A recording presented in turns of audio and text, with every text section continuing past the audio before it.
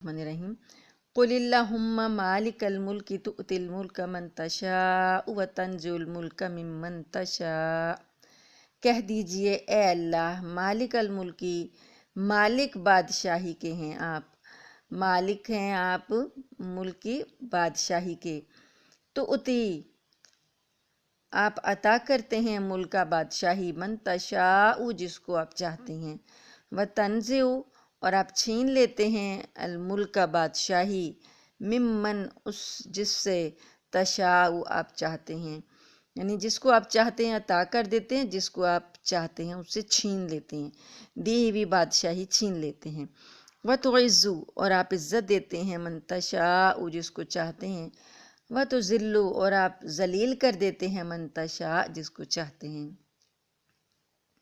بیدک الخیر آپ کے ہاتھ میں ساری بھلائی ہے، انک علی کل شیء قدیر بے شک آپ ہر چیز پر قدرت رکھتے ہیں۔ اب یہ آیات جو ہیں آیت نمبر 26 جو ہے یہ بڑی ہی فضیلت والی آیت ہے، اور کہا جاتا ہے کہ اس میں گرام اللہ تعالیٰ کا اسم اعظم بھی ہے۔ یہ کچھ آیات ہیں نا جن کی فضیلت بہت زیادہ اور اللہ تعالیٰ کی شان اس میں زیادہ بیان ہوئی ہے، تو وہ ان کو علماء نے اسم اعظم بھی پایا ہے۔ اچھا، تو اس کا جو شان نزول ہے وہ دیکھیں کہ نجران کے وقت جو آیا تھا، نجران کا وقت عیسائیوں کا، اس کا جو رئیس تھا، سردار تھا ابو حارثہ بن علقمہ، اس نے کہا تھا کہ ہم محمد صلی اللہ علیہ وآلہ وسلم پر ایمان لائیں تو روم کے بادشاہ جو ہماری عزت اور مالی خدمت کرتے ہیں وہ سب بند کر دیں گے۔ یہ پیچھے پڑھا ہے نا آپ نے آیات جو پڑھی ہیں کہ یہ جو نجران کے جب لوگ آئے تھے تو انہوں نے مان لیا، پہچان لیا اس کے بھائی نے، تو اس نے جب کہا کہ آپ جو ہیں پہچان لیا اگر آپ نے تو پھر آپ ایمان کیوں نہیں لا رہے؟ تو آگے سے اس نے یہی بولا تھا کہ اگر ہم ایمان لے آئے تو یہ جو ہمارے روم کے بادشاہ ہمیں مال و دولت عطا کرتے ہیں وہ دینا بند کر دیں گے، وہ ہم سے یہ سرداریاں وغیرہ جو ہیں وہ چھین لیں گے۔ تو اب اللہ تعالیٰ نے یہ جواب دیا اس کا کہ اللہ ہی مالک ہے تمام بادشاہی کا۔ اللہ تعالیٰ جس کو چاہتا ہے بادشاہی عطا کر دیتا ہے، اور جس کو چاہتا ہے اس سے بادشاہی چھین لیتا ہے۔ تو جن بادشاہوں کی سلطنت اور ان کی دی ہوئی عزتوں پر یہ لوگ جو ہیں پل رہے ہیں، اور ان بادشاہوں کی دی ہوئی عزتوں پر اور بادشاہیوں پر اور چھوٹی چھوٹی جو سرداریاں ہیں ان کی خاطر یہ اصل دین کو، دین اسلام کو ٹھکرا رہے ہیں، تو پھر یہ بات سمجھ لیں کہ بادشاہی دینے والا اللہ ہے اور بادشاہی چھین لینے والا بھی اللہ ہے۔ بادشاہ وہ خود چونکہ بادشاہ ہے نا، وہ تمام بادشاہوں کا بادشاہ ہے، تو اس لیے ساری بادشاہیاں اسی کے اختیار میں ہیں۔ جس کو چاہتا ہے وہ عزت دیتا ہے اور جس کو چاہتا ہے وہ ذلت دیتا ہے۔ اور یہی چیز جو تھی قریش مکہ جو تھے، قریش مکہ بھی یہی کام کر رہے تھے۔ یہود اور منافقین جو تھے وہ مسلمانوں کا مذاق اڑاتے تھے کہ تم تو اتنے غریب ہو، بے سر و سامان ہو، تو تم ہمیں کیا دو گے، تم سے ہمیں کیا ملے گا۔ تو یہ چیز جو ہے یہ ان کی سمجھ میں نہیں آتی تھی کہ ایک ایسی قوم جس کے پاس کچھ بھی نہیں ہے، جس پر فاقے گزر رہی ہیں، جن کے پاس کھانے کے لیے 2 وقت کی روٹی نہیں ہے، جن کے پاس کوئی سہولت بظاہر نہیں ہے، یہ بے سر و سامان قوم جو ہے، یہ بے سر و سامان ساتھی جو ہیں اپنے نبی کے، یہ کس طرح سے دنیا پر غالب آ سکتے ہیں؟ یہ کس طرح سے وہ بادشاہیاں روم اور ایران کی پرانی، اور ان بادشاہیوں کے اندر کوئی کسی چیز کی کمی نہیں ہے جو کہ دنیا کی سپر پاورز ہیں اس وقت کی، تو ان بادشاہیوں کے اوپر یہ کیسے غالب آ سکتے ہیں؟ اور ایک بات یہ بھی ہوئی تھی کہ جب جنگ خندق کا موقع تھا تو خندق کی کھدائی ہو رہی تھی، تو اس وقت ایک چٹان اتنی سخت آئی کہ صحابہ کرام رضوان اللہ علیہم اجمعین جو تھے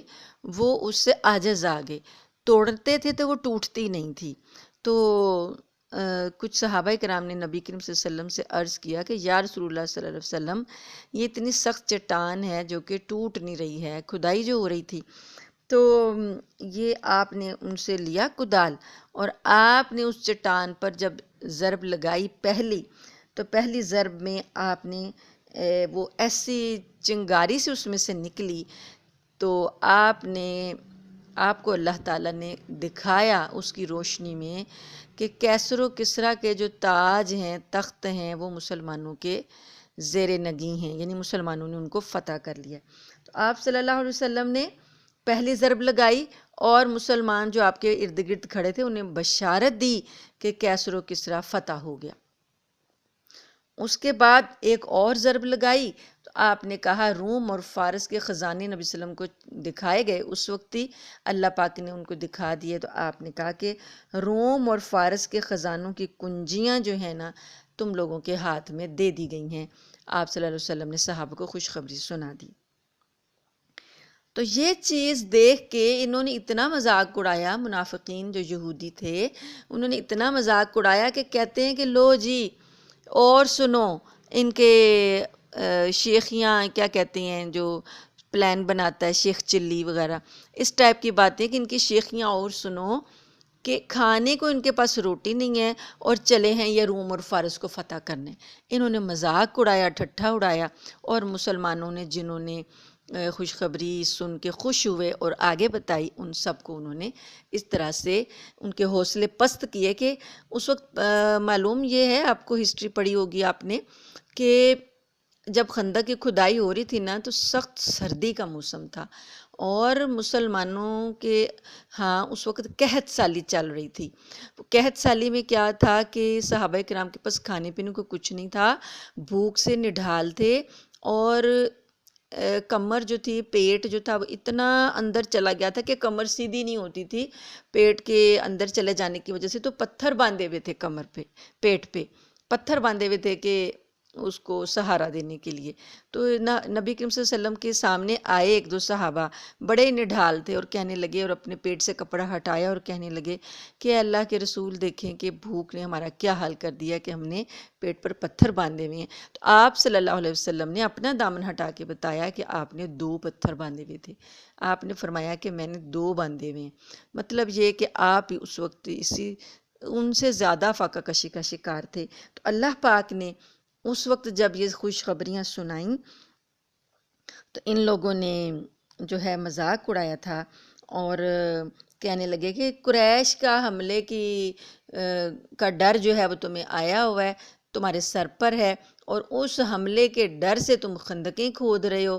حفاظتی تدابیر اختیار کر رہے ہو، قریش سے بچنے کا سامان تمہارے پاس ہے نہیں، اور چلے ہو تم روم اور فارس کی باتیں کرنے، اور روم اور فارس کو فتح کرنے، اور کیسر و کسریٰ کی باتیں کر رہے ہو۔ تو اللہ پاک فرماتے ہیں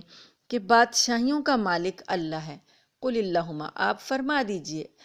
اے اللہ، مالک الملک، تو بادشاہیوں کا مالک ہے، تو اتل الملک من تشاء، تو جسے چاہتا ہے بادشاہی عطا کر دیتا ہے، وتنزع الملک ممن تشاء، اور جس سے چاہتا ہے بادشاہی چھین لیتا ہے، وتعز من تشاء وتذل من تشاء، اور تو جس کو چاہتا ہے غالب کر دیتا ہے، اور جس کو چاہتا ہے تو عزت دیتا ہے، اور جس کو چاہتا ہے ذلت دیتا ہے، بیدک الخیر، تیرے ہی ہاتھ میں ساری بھلائی ہے، انک علی کل شیء قدیر، اور بے شک تو ہر چیز پر قادر ہے۔ اور یہ آیت جو ہے، یہ سچی آیت قرآن پاک کی، یہ پیشین گوئیاں جو یہاں دی گئی تھیں یہ پوری ہو گئیں جب اس جنگ خندق کے بعد کوئی بھی ایسی جنگ نہیں تھی جو کہ مسلمانوں نے دفاعی لڑی ہو، یہ آخری دفاعی جنگ تھی۔ اس کے بعد جو بھی جنگیں تھیں وہ اقدامی تھیں۔ اقدامی ہوتا ہے کہ آپ آگے بڑھ کر خود دشمن پر حملہ کریں، اسے اقدامی جنگ کہتے ہیں۔ اور دفاعی یہ ہوتی ہے کہ جو پاکستان کی پوزیشن ہے نا، کہ ہر وقت وہ دفاعی پوزیشن میں رہتا ہے، کہ انڈیا سے حملہ کا ڈر ہے تو ہر وقت اپنے دفاع کے لیے تیار رہتا ہے کہ کوئی حملہ کرے گا تو ہم جواباً جو ہے نا اپنا دفاع کریں گے۔ تو مسلمانوں کی یہ 3 جنگیں جو تھیں، بدر، احد اور خندق، یہ تینوں دفاعی جنگیں تھیں کہ قریش پہلے آئے تھے حملہ کرنے تو مسلمانوں نے پھر اپنا دفاع کیا اور جواب میں جنگ کی، لیکن یہ خندق کے بعد اللہ تعالیٰ کا فیصلہ تھا، خوشخبری آ گئی تھی کہ آئندہ آپ کبھی بھی دفاعی جنگ نہیں لڑیں گے بلکہ اقدامی جنگ لڑیں گے، آگے بڑھ کر خود آپ دشمن پر حملہ کریں گے۔ تو ایسا ہی ہوا اور یہ کایا پلٹ ہو گئی۔ اور کیا ہوا تھا کہ اس کے بعد جنگ خندق کے بعد یہ 5 ہجری میں ہوئی، 5 ہجری کے بعد 6 ہجری میں صلح حدیبیہ ہو گیا، اور صلح حدیبیہ کے بعد جب آگے جو بھی معاملہ پیش آیا، نبی کریم صلی اللہ علیہ وسلم نے اقدامی جنگ کی، اور یہ جو روم اور فارس کی فتح کی خوشخبریاں یہ حضرت عمر فاروق رضی اللہ تعالیٰ عنہ کے زمانے میں سارا روم فارس سب مسلمانوں کے زیر نگیں آ گیا، فتح ہو گیا، اور جو کنجیاں تھیں جو نبی صلی اللہ علیہ وسلم کو دکھائی گئیں وہ ساری مسلمانوں کے پاس آ گئیں۔ تو اللہ تعالیٰ جو ہیں یہ قادر ہیں بادشاہیوں کو دینے پر بھی اور بادشاہیاں چھین لینے پر بھی، ساری بھلائی اللہ کے ہاتھ میں ہے، اللہ تعالیٰ کے اختیار میں ہے، قبضہ قدرت میں ہے، تمام کی تمام چیزیں اس کے قبضہ قدرت میں ہیں، کوئی اس سے چھین نہیں سکتا، وہ جس سے چاہے چھین لیتا۔ اگلی آیت ہے تولج اللیل فی النہار وتولج النہار فی اللیل، یہ اسی آیت سے بالکل ریلیٹڈ ہے کہ پہلے کہا گیا کہ یا اے اللہ تو بادشاہیاں عطا کرتا ہے اور چھین لیتا ہے، اب تولج اللیل تو داخل کرتا ہے رات کو، فی النہار دن میں، رات کو دن میں داخل کرتا ہے۔ آپ دن اور رات کا روزانہ مشاہدہ کرتے ہیں کہ اللہ تعالیٰ کیسے رات کو دن میں داخل کر دیتا ہے۔ اب دن ہوتا ہے، آہستہ آہستہ آہستہ آہستہ اللہ تعالیٰ اس کو دن کو لے جاتا ہے اور رات کو لے آتا ہے۔ اسی طریقے سے تولج النہار فی اللیل، اور تو داخل کرتا ہے دن کو رات میں، ابھی رات تھی چند گھنٹے پہلے تو پھر اللہ تعالیٰ اس کے اندر دن کو داخل کر دیتا ہے۔ وَتُخْرِجُ الْحَيَّ مِنَ الْمَيِّتِ، اور تو نکالتا ہے زندہ کو مردے سے، زندہ کو مردے سے، بے جان چیز سے اللہ زندگی لے آتا ہے۔ جیسے کومپل بے جان ہوتا ہے، بیج جب زمین میں بویا جاتا ہے تو اس کے اندر زندگی پھوٹتی ہے، وہ زندگی ڈالنے والی ہستی کون ہے؟ ایک ایک بیج کے اندر زندگی ڈال دیتا ہے وہ ہستی جو کہ زندگی ڈالنے والی ہے بے جان چیز کے اندر، وہ اللہ تعالیٰ کی ذات ہے۔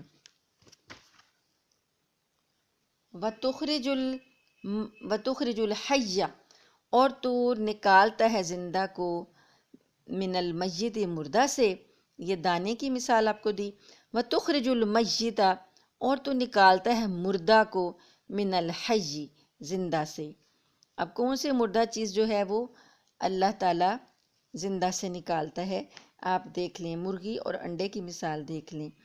اور بظاہر ابھی انڈا بھی بے جان ہے، بعد میں اللہ تعالیٰ اس میں بھی زندگی ڈال دیتا ہے، لیکن جب وہ مرغی دیتی ہے انڈا وہ زندہ ہے، اور جب وہ دیتی ہے وہ ایک بے جان چیز ہوتی ہے، لیکن بعد میں اللہ تعالیٰ اس میں بھی زندگی ڈال دیتے ہیں۔ تو یہ مثالیں جو ہیں، ایسی مثالیں اللہ تعالیٰ نے دی ہیں کہ اگر آپ ان پر غور کرنے لگیں تب آپ کو اللہ کی قدرت سمجھ میں آتی ہے کہ کیسی قدرت ہے، کہ اس قدرت میں کوئی اس کا ثانی نہیں ہے، کوئی دنیا کی طاقت دن کو رات سے نہیں نکال سکتی، اور دنیا کی کوئی طاقت جو ہے دن کو رات سے نہیں نکال سکتی اور رات کو دن سے نہیں نکال سکتی۔ یہ آپ نے پیچھے پڑھا تھا نا کہ حضرت ابراہیم علیہ السلام نے جب نمرود کو یہ دلیل دی تھی تو فَبُہِتَ الَّذِي کفر، اللہ فرماتے ہیں کہ وہ کافر ششدر رہ گیا، وہ کہہ رہا تھا زندگی اور موت کو تو وہ کچھ سمجھ ہی نہیں رہا تھا نا نمرود، وہ کہہ رہا تھا کہ میں بھی زندگی دے سکتا ہوں، میں بھی موت دے سکتا ہوں۔ تو پھر ابراہیم علیہ السلام نے یہ دلیل اس کو دی تھی کہ اس بے عقل کو یہ عقل ہی نہیں ہے کہ زندگی چیز کیا ہے۔ آپ نے پھر اسے کہا تھا کہ ٹھیک ہے، تو سورج کو، میرا رب سورج کو مشرق سے نکالتا ہے، تو مغرب سے نکال کے دکھا دے۔ فَبُہِتَ الَّذِي کفر، تو وہ جو تھا وہ حیران رہ گیا، ششدر رہ گیا اور لاجواب ہو گیا۔ تو اب اللہ پاک کی یہ جو یہاں پر یہ آیات اس جگہ پر جو بتائی گئیں، کیونکہ پیچھے اس کے یہود کا ذکر چلا کہ یہود جو ہیں اور انہوں نے کس طریقے سے نبی کریم صلی اللہ علیہ وسلم کو جھٹلایا، حتیٰ کہ آپ سے فیصلہ کروانے آ رہے ہیں اور اپنی تورات کے حکم کو چھپا رہے ہیں، آیت کو چھپا لیا۔ ان کے علماء کا یہ وتیرہ تھا، اور ان کی خام خیالی یہ تھی کہ جو ہے ہم جیسا بھی چاہیں ہم کر سکتے ہیں، ہم تو نبیوں کی اولاد ہیں۔ اور وہ آپ صلی اللہ علیہ وآلہ وسلم پر ایمان لانے کی بجائے طرح طرح کے بہانے ہی تراشتے رہتے تھے، اور وہ یہ سمجھتے تھے کہ ہمارا جو ہے نبیوں کی اولاد ہونے کی وجہ سے ہم جنت کے ٹھیکیدار ہیں، اور جنت جو ہے ہمارے لیے خاص ہے، اور کوئی قوم اس میں جا نہیں سکتی۔ تو اب اللہ پاک نے ان کی ان تمام باتوں کا جواب دیا پہلے، اور بتایا کہ ان کو ساروں کو بدلہ پورا ملے گا۔ اس کے بعد اللہ پاک نے فرمایا کہ کسی کا کوئی اختیار نہیں ہے اللہ کے آگے، اللہ خود اختیارات کا مالک ہے، وہ جس کو چاہتا ہے ذلتیں دیتا ہے، جس کو چاہتا ہے عزتیں دیتا ہے، جس کو چاہتا ہے بادشاہیاں دیتا ہے، وہ دن کو رات میں داخل کرتا ہے اور رات کو دن میں داخل کرتا ہے۔ یہ چیز جو ہے کہ الٹ پھیر جو ہے کائنات کا، یہ ان کو بتایا جا رہا ہے کہ اگر پہلے نبوت اور سرداری اور عزتیں اللہ نے تمہیں دی تھیں، بنو اسرائیل کو دی تھی، نبی یہاں آئے تھے، کتابیں نازل کی تھیں، اور تمہیں دنیا کی معزز ترین امت بنایا تھا، اس وقت سرداریاں اور عزتیں اگر تمہیں دی تھیں تو تم نے اس کو سنبھالا نہیں، تم نے اس میں تبدیلیاں کر دیں، اللہ کے قانون بدل دیا، اللہ کی کتابوں کو تم نے رد و بدل کر دیا، ضائع کر دیا، اور تم نے اللہ کے دین کی حفاظت نہیں کی۔ تو وہ اللہ تعالیٰ جو اس وقت تمہیں دے رہا تھا عزتیں اور سرداریاں، وہ جب چاہے چھین بھی سکتا ہے۔ اب اس نے یہ سرداری اور یہ عزت محمد صلی اللہ علیہ وآلہ وسلم کو عطا کر دی ہے، اور یہ کتاب جو ہے بنو اسرائیل سے، نبوت جو ہے بنو اسماعیل میں آ گئی ہے، تو یہ کتاب قرآن جو ہے یہ اب موجودہ جو ہے اللہ کا کلام ہے، اور یہ قیامت تک کے لیے ہے۔ اب اس کو سرداری ملے گی، اب اس دین کو عزت ملے گی، اور اب اس دین کو دوام ملے گا، اور یہ دین اب جو ہے دنیا کے تمام ادیان پر غالب آ کر رہے گا، اور یہی دین جو ہے اللہ کا پسندیدہ دین ہے، اور اسی کو اللہ تعالیٰ اس وقت جو ہے دنیا میں غالب کرے گا اور عزت عطا کرے گا۔ تو یہ جو سب الٹ پھیر ہے اللہ کے نظام جو ہے، کائنات کا نظام جو ہے، یہ شمس و قمر کا آنا جانا اور دن اور رات کا آنا جانا، یہ اللہ کے ارادے سے ہے۔ تو جیسے یہ الٹ پھیر ہوتا رہتا ہے، اس طرح قوموں کو بھی اللہ تعالیٰ عروج اور زوال دیتا رہتا ہے۔ تو اس وقت قوموں کو اسی طرح اللہ تعالیٰ قوموں کا بھی الٹ پھیر کرتا رہتا ہے۔ تو یہ چیزیں اللہ کی قدرت کی دلیل ہیں کہ اللہ جس کو چاہے ہٹا دے اور جس کو چاہے لے آئے، اور جس کو چاہے اللہ تعالیٰ غالب کر دے اور جس کو چاہے مغلوب کر دے۔ تو اللہ کا حکم مانو، نہ کہ یہ کہ اپنی آرزوؤں کے تحت اپنے غلط جو تم نے خام خیالیاں پالی ہوئی ہیں ان کے اندر زندگی نہ گزارو، بلکہ اللہ کی قدرت کو دیکھتے ہوئے، اللہ کا کہنا مانتے ہوئے، اللہ مالک ہے، مختار ہے، اس کو دیکھتے ہوئے جو ہے اپنا ایمان لاؤ۔ وَتَرْزُقُ مَن تَشَاءُ بِغَیرِ حساب۔ یہود کیا سمجھتے تھے؟ وہ یہ سمجھتے تھے کہ پہلے بزرگی ہم میں تھی، وہ ہم میں ہمیشہ ہی رہے گی۔ تو اللہ پاک نے اس بات کا ان کو جواب دیا کہ اللہ تعالیٰ جس کو چاہتا ہے بے حساب رزق دے دیتا ہے۔ یہ نبوت، یہ بزرگی، یہ سرداری، یہ ساری کے ساری جو ہیں یہ اللہ ہی کے اختیار میں، اللہ کی قدرت کے تحت ہے، وہ جس کو چاہتا ہے وہ عطا کر دیتا ہے۔ لیکن یہ بات ہے کہ جو اللہ تعالیٰ کی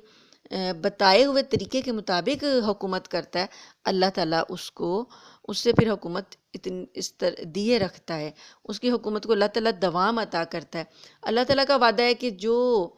زمین میں نماز کا نظام قائم کر دے اور زکوٰۃ کا نظام قائم کر دے، اللہ تعالیٰ اس کی سرداری کو قوت دیتا ہے۔ تو اللہ تعالیٰ نے نیک بندوں کی حکومت، جو نیک لوگوں کی حکومت ہے، اس کی پہلی نشانی ہی یہ بتائی ہے کہ اگر ہم ان نیک لوگوں کو زمین میں حکومت دیں گے تو یہ نماز قائم کریں گے اور زکوٰۃ ادا کریں گے۔ تو جہاں نماز کا نظام قائم ہو اور زکوٰۃ کی ادائیگی کا ہو، وہاں پر اللہ کی رحمت جو ہے وہ ساتھ رہتی ہے اور حکومت میں برکت رہتی ہے۔ لیکن جہاں پر اللہ کی نافرمانیاں کی جائیں تو وہ پھر حکومت جلدی چھین لی جاتی ہے۔ اتنا سبق ہمارا کافی ہے۔ تو ان آیات کی کچھ فضائل بھی دیکھ لیں۔ ایک تو یہ آپ نے ترجمہ تشریح کے لیے پڑھنا ہے، دوسرا یہ آیتیں جو ہیں فضیلت والی ہیں۔ ان کی فضیلت یہ ہے کہ نبی کریم صلی اللہ علیہ وآلہ وسلم سے روایت کی ہے امام بغوی نے کہ حق تعالیٰ کا جو فرمان ہے، یہ فرمان ہے کہ جو شخص ہر نماز کے بصورت فاتحہ اور آیت الکرسی اور سورہ آل عمران کی 2 آیتیں، یہ ہم نے پیچھے پڑھی ہیں نا، شاہد اللہ انہ لا الہ الا هو والی آیت شہادت جو ہے، یہ 2 آیتیں، ایک یہ آیت ہوگی اور دوسری یہ قل اللہم مالک الملک کی تؤتی الملک والی، یہ بغیر حساب تک یہ آیتیں جو ہیں، جو آج کا ہمارا سبق ہے، یہ پڑھا کرے تو میں اس کا ٹھکانہ جنت میں بنا دوں گا، یہ اللہ کا فرمان ہے۔ یعنی نبی کریم صلی اللہ علیہ وسلم حدیث سے یہ اخذ کیا انہوں نے، اور اس کو اپنے خطیرۃ القدس میں جگہ دوں گا، اور ہر روز اس کی طرف 70 مرتبہ نظر رحمت کروں گا، اور اس کی 70 حاجتیں پوری کروں گا، اور ہر حاسد اور دشمن سے پناہ دوں گا، اور ان پر اس کو غالب رکھوں گا۔ نیز بزرگان دین نے لکھا ہے، اس آیت کی خاصیت یہ ہے کہ جو اس پر مداومت کرے، یعنی ہمیشہ اس کو پڑھے، اللہ تعالیٰ اس کو قرض سے سبکدوش فرماتا ہے۔ بعض بزرگوں نے یہ تخصیص بھی کی ہے کہ نماز کے بعد 7 بار پڑھے اور اس عمل کو ادائیگی قرض کے لیے مجرب لکھا ہے۔ اللہ تعالیٰ ہمیں توفیق دے کہ ہم اللہ تعالیٰ کی اس کلام پاک کو صرف دنیاوی غرض کے لیے نہ پڑھیں، بلکہ آخرت کی کامیابیاں حاصل کرنے کے لیے اور اللہ کی رضا کے لیے پڑھتے رہیں۔ وآخر دعوانا ان الحمد للہ رب العالمین۔